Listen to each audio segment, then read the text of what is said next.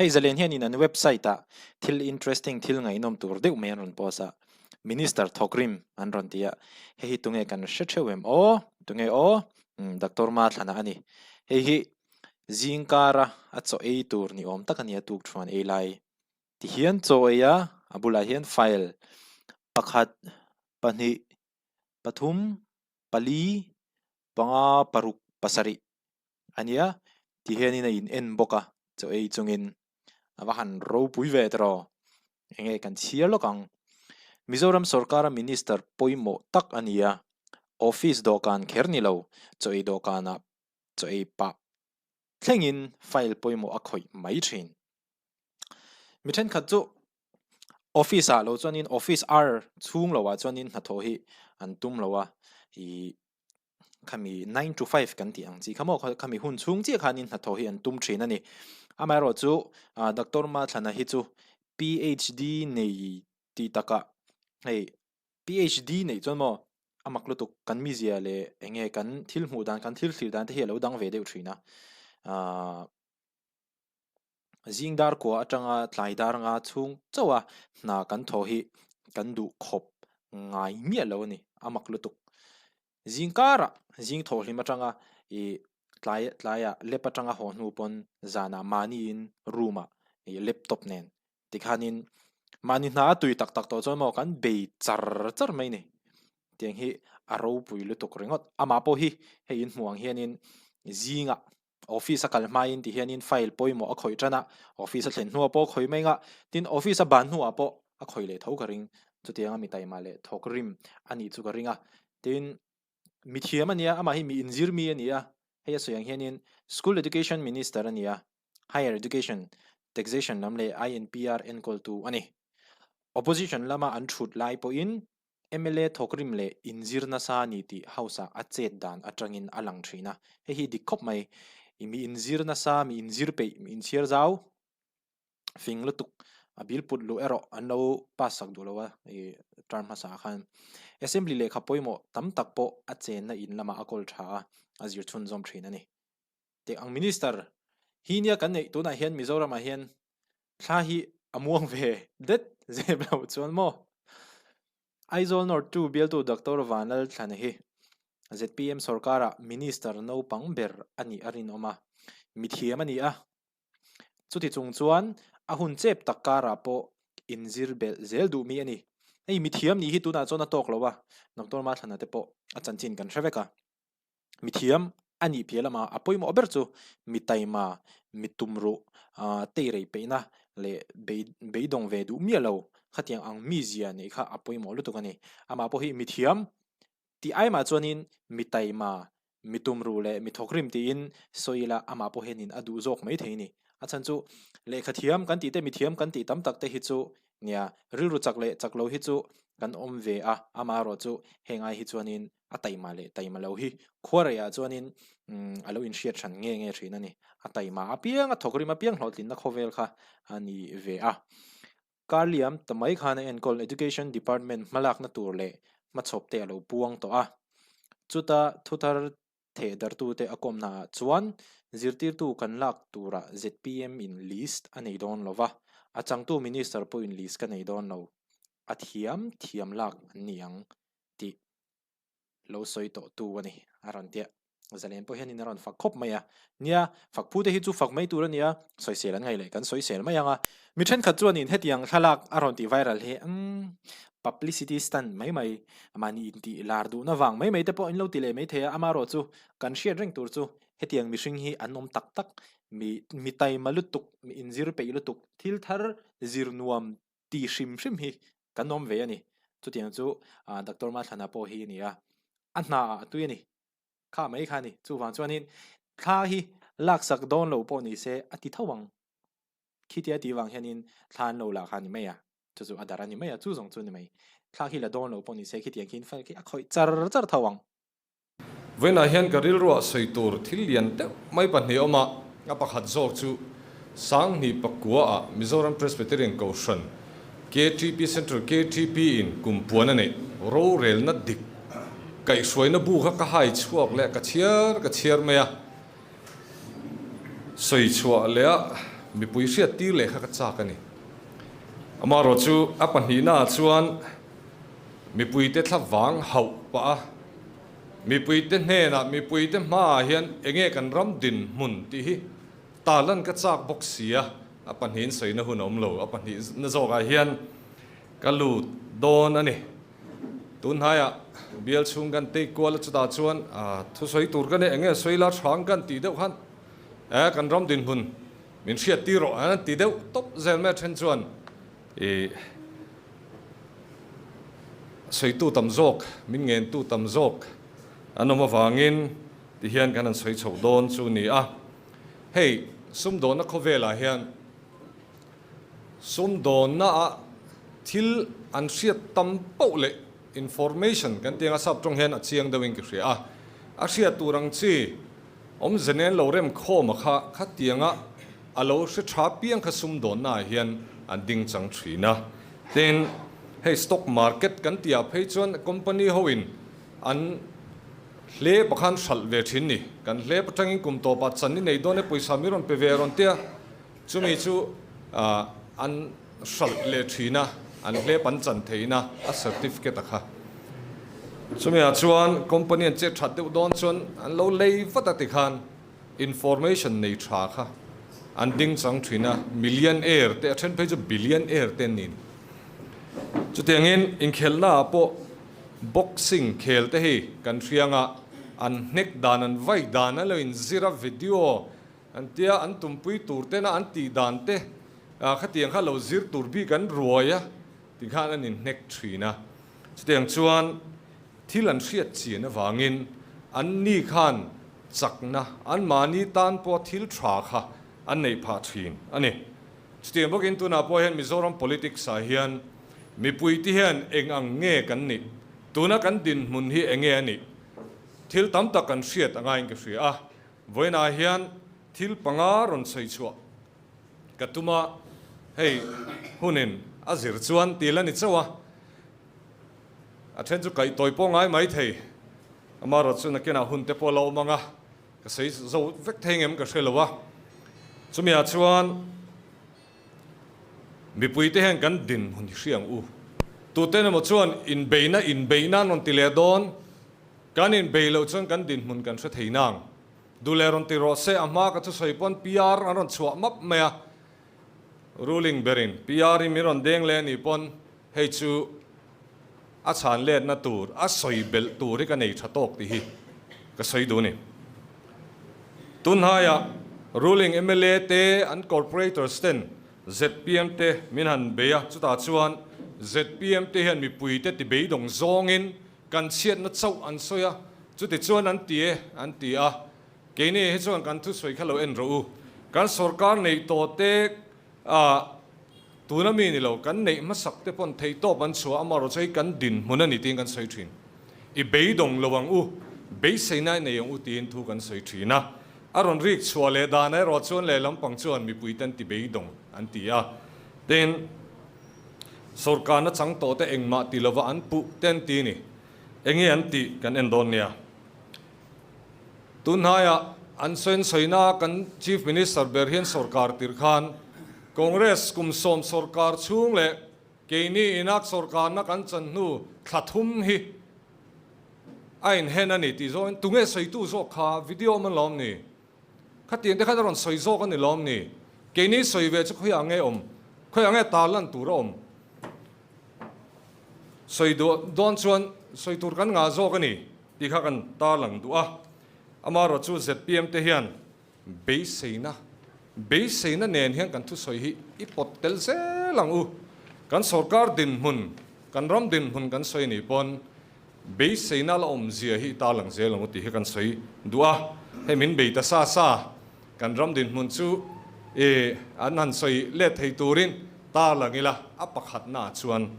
power kan din muni ka soi do ni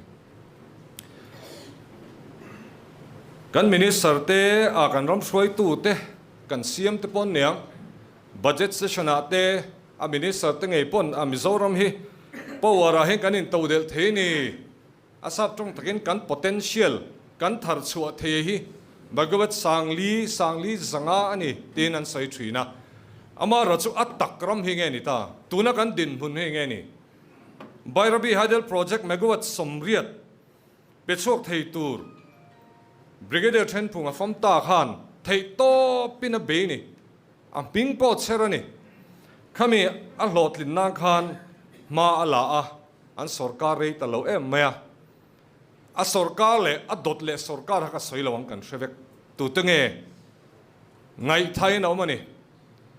a zuzi tre pa chumi dole MNF le MPC an thokhawa MPC atanga lotel ministerin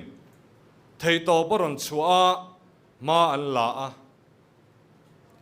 heti hun lai a boy pui tu te po a ka len chila ka thiamang toking ka zot ve a ama ro chu an tho ho na to pa tunge power minister ron ni leta sumi noya chon atlol leta ni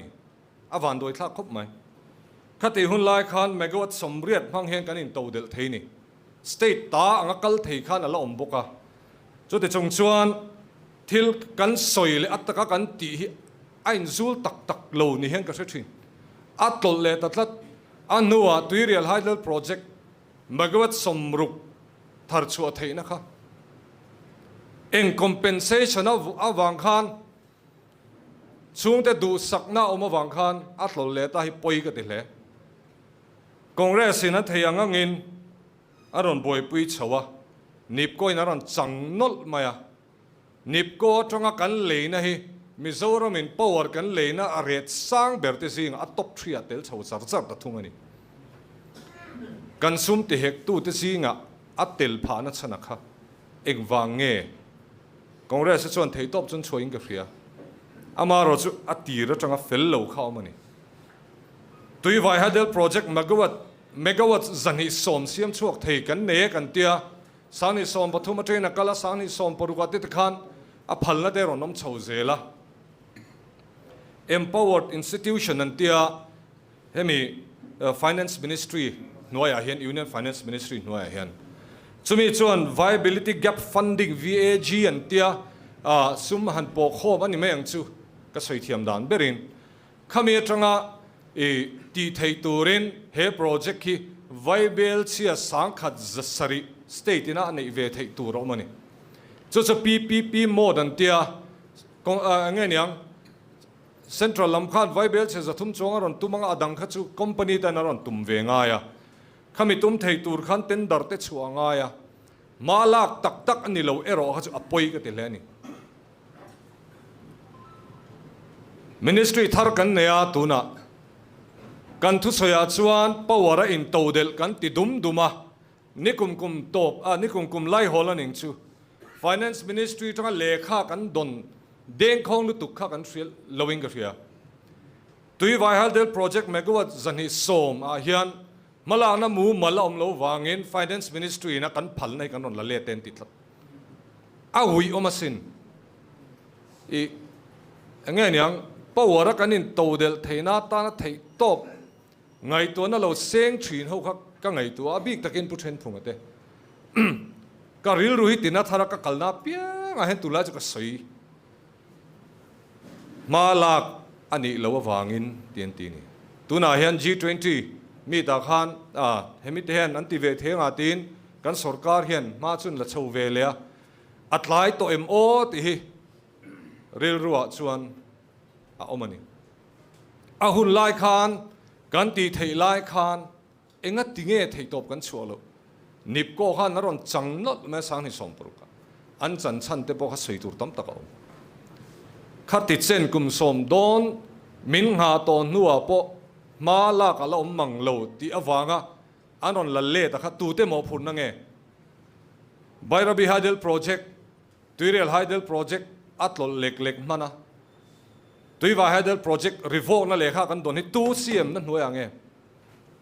chumi da chon power chung chang hian soi liang ti ka hlau khop mai ahun laia kan ti thei lo hi soi thar to lawang u karil ruhin adeu tak taka soi tur chu kanga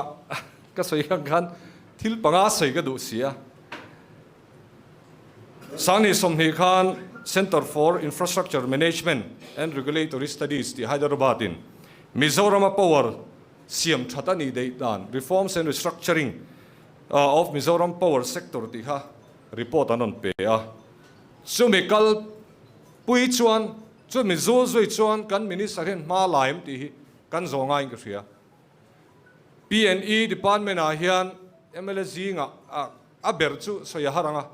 amara chu a zona zo tam ber pol chu kani karing a chan na po kan in chiar na sa power a hian ti tak tak kan tumem ti hi ka zot na sa ni chan na kan don atangin tuna hian Hydel project kan ti mai alien ho hi HEP and TB ka ate de ho micro le small te no ma stiang chuan enga niang HEP SHP MHP ti den an da chung ho chon som ni kan nei ni som ni vel ti la ti bel te kha kan nei vel ya chumi zinga chon paria thim han tlak to lo kan nei ho zinga atam zo khituna hian Mizoram sarkar in en kol theilowa Amazon ho kuta kan da kan state ina kan siam chuang nge hi midang kan en kol tir kan leilet le ni chu kan power din munani kum khata hian a then khat phei chu za khathum chau te kan man thei te nomania kan Hydel project hi etinge kan ti thalo enga tinge he ti te kan ti project sang om khan lep kan nei tamzo kem nei ti te ril ro oma sei tur tamang kan power le na hi sang ni som ni pathum som ni pali tu na kan kum kal mai mek budget a hen power kan le na tur chu vai bel che zali ani noi sing lin kan leang an tia amaro chu hei chu kan revenue expenditure enge niang malang na thar an tila capital khatianga hei building an sakti da kong siam tiang chi nilo hlo atra kalang chi ang te khatiang revenue expenditure ti san lo na an ti mai ning ka ria sang ni som ni pathum ni kum kan man turata na chu za chu vaibel chia zaruk le panga ni chu atak tak po niang vaibel cha panga vel ni kuma seng khan kumina zali kan la da le a eng po chu ni sela ni kuma khan PNE hnuai hen vaibel chia sang khat le pali kan seng ani sang khat ti mai la a felome PNE hnuai a hian department in vaibel cha sang khat an senga chuta chuan an mu le za chu vaibel che zaruk kani vaibel che zali kha kan hlo ta ni chu kan nei ve theireng ke mani na potential kan nei sangli zanga changle sangli te chang sang ko ten ron ti kan soi dum kar ha ti za da kan la hlo hi state kum som thum chuang kan ni to po he tianga kan omi a za tha kan ni khungai kan tum na chu central pon kan phale anon ti lom to poka poisa non lak le lengai khopa kan ma hi tu te mo phun na nge tu te nge sarkar na lo chel to thin ti kha min bei ta sa ka ti kha engma tilowa min soya antia kan soini mi alowen min bei sa an ti lo chu kan soi lang tong chu enga tinge kan lai to del theilo vaibel che zali hi an tam mai khopa tuna hian kumin budget kha kan en wangwa kan rema department somli le pariat anoma somli le pariat zinga khan vaibel che zali nei phalo hi department somli anom department zali nei phalo hi hey kan sia lara chon rural department te agriculture department te horticulture te food civil supplies and consumer affairs ti te higher and technical education lian dewa kan ngai do hi power kan leina kan hlo zat po hian an budget an da phal hi ne ni kuma kan leina nen chut phei chon pui takani eng po ni sela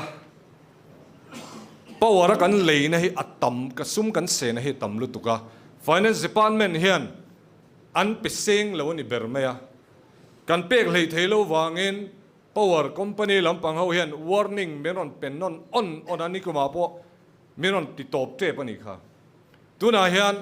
manipur boina wang khian khilam panga kan la na te khi athen khiron ti top ta se tu tenge tur tu niang ai zol hi chu an tambuka ho tu ten tama sarkar soi tu ten tama ni chu pe sham ang on tianga thing tlang mi te bok khatwa le tu kan ni chu kan din huna ni sia kan sarkar kan nei to ten an thei top chun chu ama ro chu eng chin nge kan thlen ti chu kan hriat angai an thei to ban chua ti ha chuan I du to kila party pakhat zawk in kum som ni chuang an nei a pakhat zawk in kum som panga an nei to in thlan an ni le dona ati dan tharan ro hrele thut don rule in lip te poi kan nang ga chu ka thinarim ka ti ne ga chu ka thin rim deuh tun zel mu thar te ka ti thin a ka har sat thin tak tak thingtlang kan an sina a har sa ho a re thei ho bula kan watala ril ru hi an na thar vong vong zel heng ho ngai tua hian anga tinge ram hi kan shroi thei lo ke mani chung te ke mani a ram ringot laya en tinge thanang en te kan suma thanang en te kan party bill te hi kan in du sakang ti ringot ram kan shroi to wang hian tun hu ni kan thleng ani apoi ka ti tak zet mit pui te kan than haro na itang rual tong u tin ka ngen du ni kan than rual hun to tak set in than lai chawin min ron hria ram shroi dan turan hre thar thuta in than nu fe a po hian ram shroi dan tur kha lo hre zel te se tin ka cha du ni chumi tur chon zpm poi kan in buat sayangai kan soyang hi kan tiangai kan tilo ani chon ke ni hoi kan rideu thoi chi kan ni hloma kan in chua chal na sang tang ti po ka ring kan in chua san urang ti po ka lao ni tilo tura poi ngai ang u a tilo turin a shroi tu te kan in hlom khom tha to kan ka ria kan ti thei tur chin ba hi soi ve long u mi pui te hen ero chance min pe ka ngai chance min pek theina turin thei to kan chuangai te kan soi du a panni na ka lu don chau hei minute som chu lo der mai pakhat na in a panni na chu zirna ni MLA te kan an ni chho ve a pathian le bial mi pui te zara bial kan an fanga school hei school theng khat phe chu foi nga te ka lo tlo to ziti tu te kan ni wang te po nenga veiana a mere thei te kha an va lo VIP lo em ti ka ril ro lang tlat world class education min tiam tu khan finance department achanga nuwa enge kan thlen ti hi mi pui te ngai tu ve ro se tu na he ti dan an ro she thar le a aron soi thar le an hun lai kha ngen ti school tlabal lutuk ceiling po nei lo a chung ko ser sur ai zo la hian ru sura wanga no panghon hongai kan nei ve tho ne thingtlang chaw ni lo e kin ten lo nei lo wa chumi a chuan then no ma te in thiar turin no pangan hroi ngai zuti tu ten chu tiang khobat tabal te chu ke ni bia la po kan nei nia school tabal na sal to ka nu le pa ten hei ka fanu ka fa pa school ni ti turang khopin an ngai ngam lo wa an kok ngam lo wa ni tina in hlo chop ten an ei na chiat pha thak khopin private school an fa te an tir ani ataka tong tu ka ni nukul tro kan ne na thur an soi pan om nual school kana na dop ve chu mit tuit la lo chawin lom thur an soi ni chung ho te chuan school tha an du ve sarkar school hi tha sela kan fa te kaltir ve la helai kan sum sen a hi chung ko tan han mang ve theila ti ngai to nan ne ya an dangam si lo hi tu te mo phun na nge in thalalo ni le ti dan tharan or se thar le thu don kumen za nge hun an nei to tu to nge tun honi min shroi thleng tu ti hi mi pui te ngan ngai tu ngai a thara kan kalangai kalphung thar kan ne ngai ni an thei to be ron chu an thei dan ne ro amak chu ka ti thin nabat sum kan pu ka malak na en hian kan lunga oyem thingtlang train ron phone ven on tia ngoro hei chu thalai ta hun an boi pe lo hril te u kan tia hriat hreom tak tak hi kan tong ani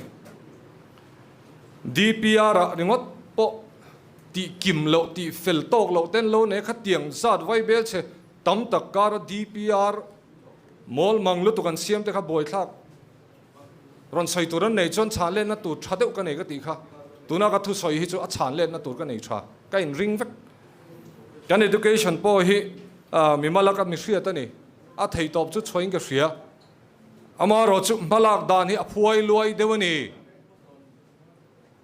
minister te heng ke kan per do tangai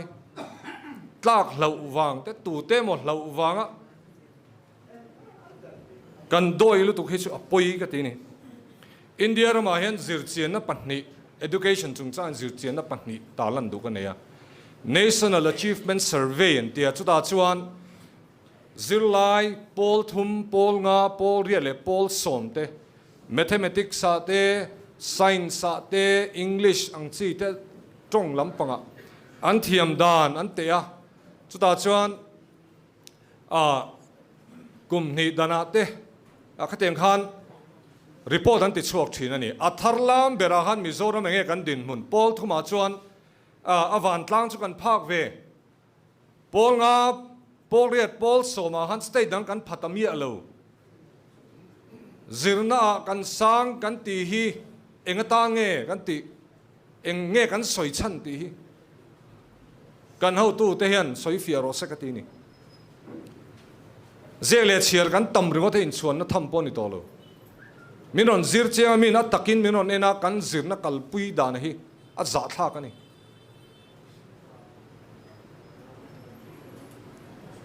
tunhaya Ministry of Education Government of India chu Education Department thawani National Achievement Survey and tia a subject bi kan thlur binga chumi zo chuan sikul te enting en kolan ni zirtir tu te enting training and pek ti kha anan zira chu performance grading index and tia PGI and ti ni sang ni som ni pathum tun hai lo khan an ti chuak chu ni khan nel ni chung ni kumla ni kum masa zirna an zir a chuan state zong zinga India ra ma hen state som ni le pariat kan no ma state zong zinga point mun niam ber dot tu kan ni chu kan din mun ani beina longai ru min beina san ti boka beina ka ron ti chuak don in soifia ro se enga tinge he kan thlen sumen zang e kan sen school education hen kan budget in zang e kal heti khoba kan in soi the chu ti za ziti tu kan la kan ti chung hian enge kan zirlai te enge kan sarkar kalphung din muni pon lama chang ron te a an te tling lo si ni ke ni chon helaya kan thu soina te party thila te mo nga sesona te kan in soi tling duma kan in soi that sia ka kan din mun ro pon lama train a chiang mmc kan sarkar he nge soi tur ani thil reng chu khai khin thil ania ke mani kan ena thil kan an siam te po hen tha hian kan sia no pang ho pan thil an sia ka no pang he kan fa te kan ne ke ni po hen lemon sia ka apa na lemon te an nal tu kana ti saka a pher ne noya an mani kha chuan an mani zia chon ena tha hin ti mem an ril ruin an phak to kha ni boka ama ro chu an u te ho ne na an zia handa ila an ni chuan an sit le dewa a u zia chu van nal an ti le thil reng chu khai khin thil ani helaya kan zirna kan tha zirna ma kan son enrollment a tam kan ti te po covid chawang ve kania enrollment a tlaniam le dei tu na po eng po ni sela helaya ke ni te kaloin fak ve a mi pui ma kan soya mi pui te kan bum le hi top to ro se state po na train a chiang state dang ne kan khai khina state dang ne na khai khin ra la chu an niam ber dot tu kan ni chu kan din mun ani a mi pui te hi kan din mun hre chung hian vote thak tur hen ka ngen du ni kumin kum to ba vote kan thak don hei kan din mun ani a sarkar panei min kai soi to state kan ni nuwa chung chon hei hi tu na min da khen chin ani hei ba hi pen theina tur oma ZPM hian chumi a pen le theina tur a solution a chan na chu kan keng thei ni thei top kan chu don min ring ve ro min on chin ro min mang ro tin kan in zuar le don ani helaya kan tong siate nakina social media po chuak leang ingai tu tlang ang u tuna kan din hunan min da tu te tu te nge ti hi kan ngai tu ngai a pathum na tu na mi kha chu rei lo set a pathum na chon kong a ka lut don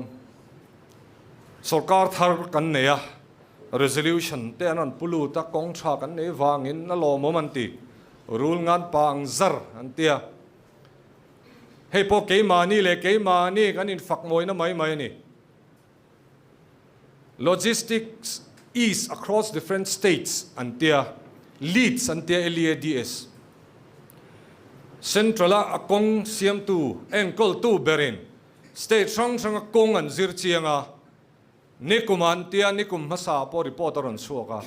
nikum reporter khan a number zongin engeniang point an pea quality of road infrastructure khan India rama kan diamber cho mi dang te namin mudan ani ke ni chon rul ngan pang zar kan tia kha an ni chon an thil nei nen an kong nei nen lo khai khina a cheber min ti saklat ke na ka phuat chop pa ni lo du chen internet a en thei ve ka soi ho kha zirna te po a en thei ve ka ni cho mi dang ena min mudan ani si kumina reporter on chuak le a area te na nan ti le notice khaminan da sang le a notice a kong quality a kan hiam le berani so kan din mun midang ena min mudan helai ruling tarmit anga kanin wa kanin mudan khan ni lo ti ka sei du chumi mang chon mi pui te ne na kong tha kan siam hei kan ti an tia restricted tender kawani dan te arap hak ka ti soi tur tang khop mai NHIDCL chung chang te pon na kala soyang restricted tender ai lut lokang PWD nuaya hian kumin session February session na zonan chan na kha PWD nuaya restricted tender za som ni tender sim za som ni pakhatan pe chuak ani tender za som ni pakhatan pek chuak khan panga chau hi open tender ani aba chu restricted tender in an tiveka chuta chuan kamrula na dong nem bera adota tu emoni u fapai na dong le assembly tu naya nalang na chung ko indu sang na kan soi choi PWD han rap thak takania khala namhu te khan al hlo kha bel khomila helaya chung ko bill party bill indu sakna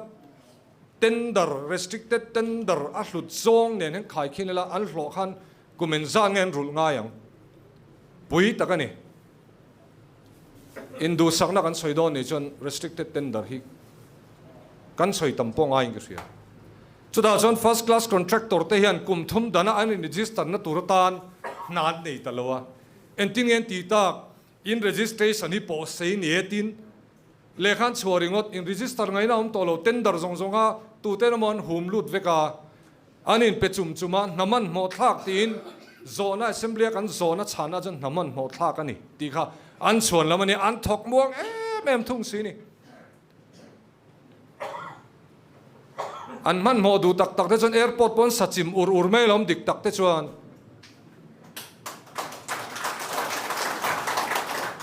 covid kara phul le man pha chuwa mai nia an man mo du na chon man mo thei da wan nia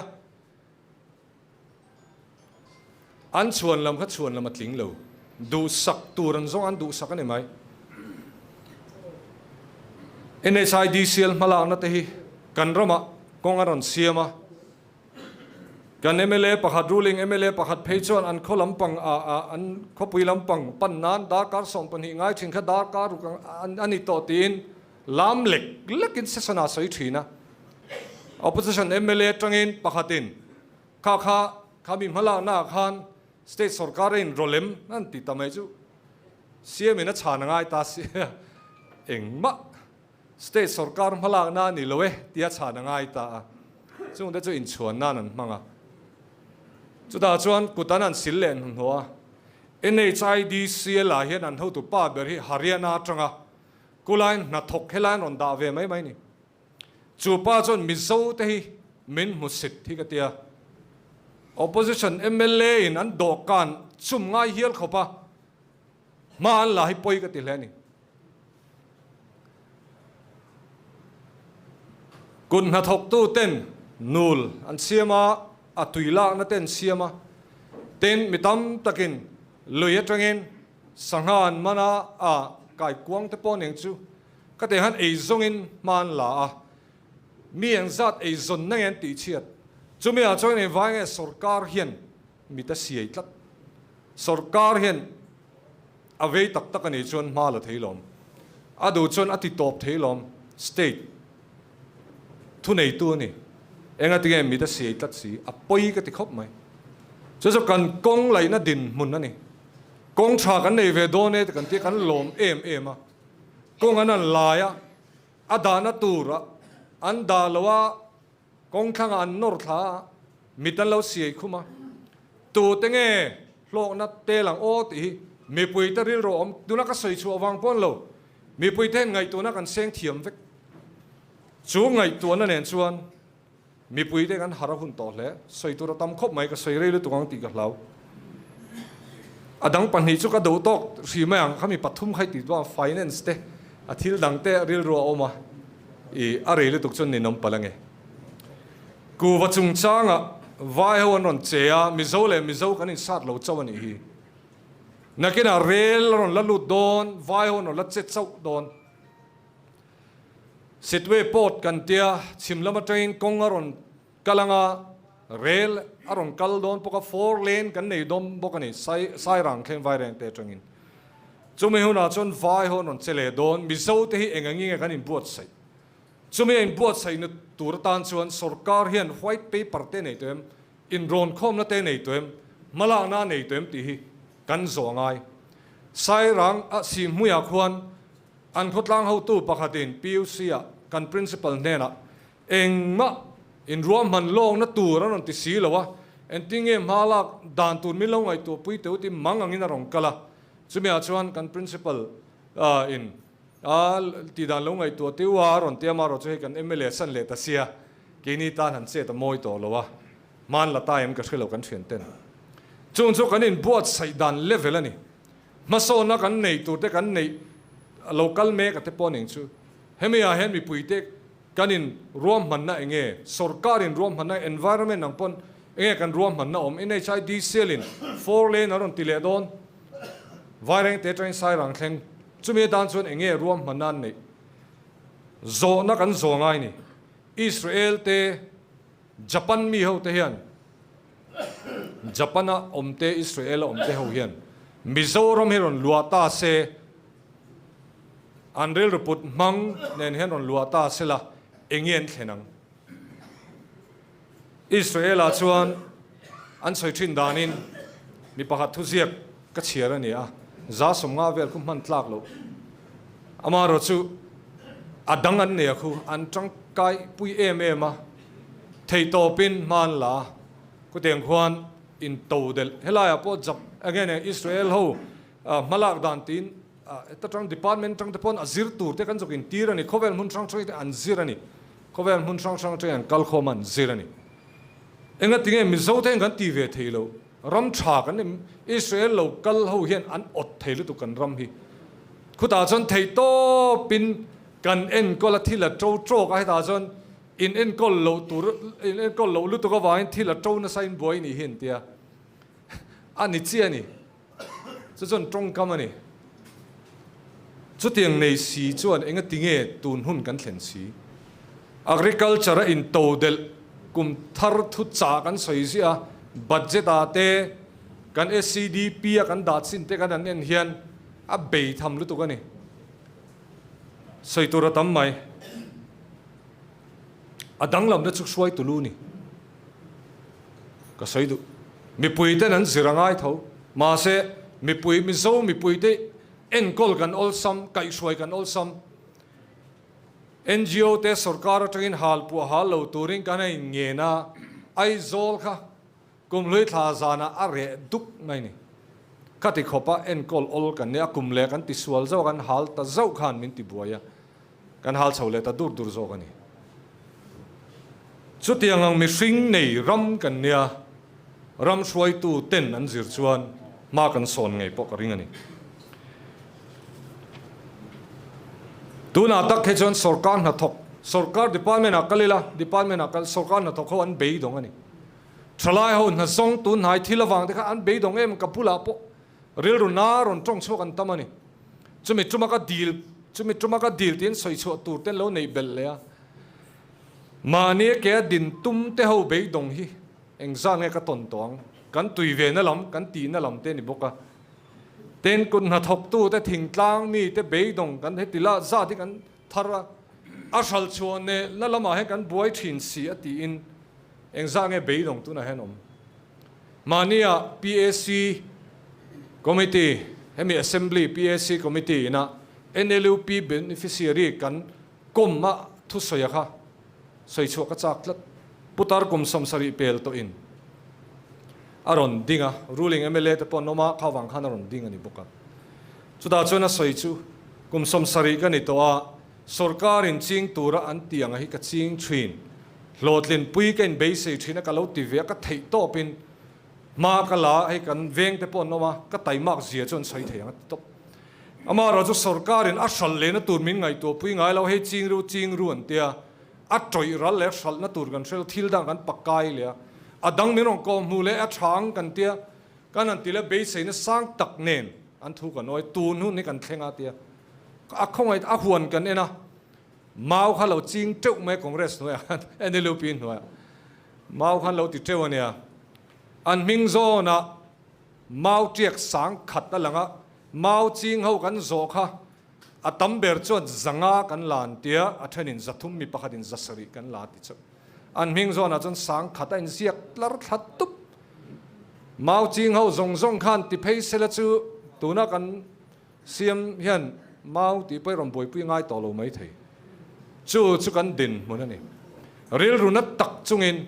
tuna hian kan ruling MLA te khai noma SCDP in kalpui don khongai takin hetiang chon kalpui to su mi pui te mi ngai to ro utin patling putar to khan angedin angen ani tuna kan SCDP kalpui dan he enge kan se ome a kalphung hi acha tangten kan siam ve form 1 atanga 7 a oma thiang to ken kan sira tun session nung bera khan kan member pui pu soivungan SCDP beneficiary list adila heti vela chai ron pe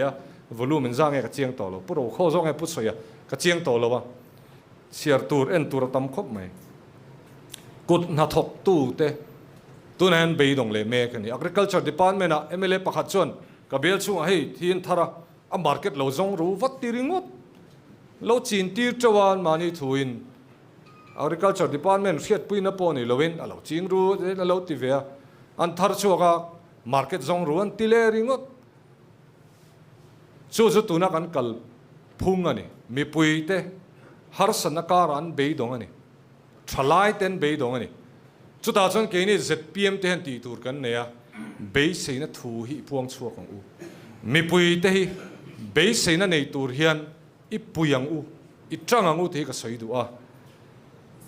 ZPM a hian ZPM an soi piang hen be se na ron lang ro se kalphung thar mi pui sarkar corruption do ngam sarkar a hian be se na ron nei ro se ti kha kan soi du a thudik manga zoram mi pui te thla wang kan hawangai to tuna po thudik kan soi le ka ti kha mi ron chang ro se ai thudik le zol te po kan la soi liang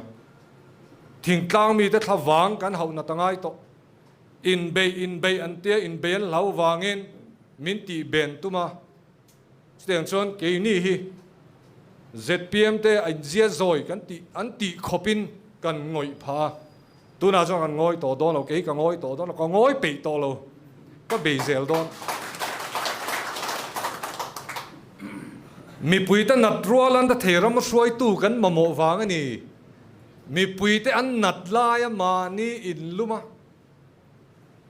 tu contract nge kan tiang en contract ka nge kan in sim leng en ting he ta tang hen exact percentage nge kala le thiang tia boy ram suai tu kan ne wang hen mi pui zo kan na ram suai tu zok ten in an nei bela ram an nei bela motor chan le ya a party suai tu te po chu ti thau chu ni a chu hel an la ni le nga la chu zo kan din mun ani mi pui te hian a thakhat lek te pon zo ni thum leka kan nom sakna tur wang hian kum nga chung le kan fa te malam hun กันเราสัลเล่แม่งที่กันเหลาครบไหมไงตัวนักกันเสนง่ายจุมีจุกันปุดดร์ตัมปง่ายรำพัสโซนักกันไงตัวเห็นปุยติงเมลเต็มหมดกันหมดเตกันห่วงตีกันเหลาทินกันฟ้าเตกันตู้เต็มเมลที่ไงตัวแทงังอูจุมีเตจุงเฮาเหลาดินเฉานัตัวรันชันเล่นนัตัวจุเองกันหัวเฉียงอันตาเองกันเตียงตีฮีกันไงตัวง่ายอะเฮถินลุงเนียนเฮียนกุมสร้างนี่สมนี่ปฐุมอินทันฮีกันมัดสนง่ายอันนี้อะจะมีตัวโปรชวน ZPM เตอัตไตมาเบระปัทเทียนพออากาวนัสเบระสุดท้ายกัน policy พออาศัยไงนัสเบระเตอินซิรเบระกันชนง่ายตีข้ากันสวยเลยดูอันนี้เราไหม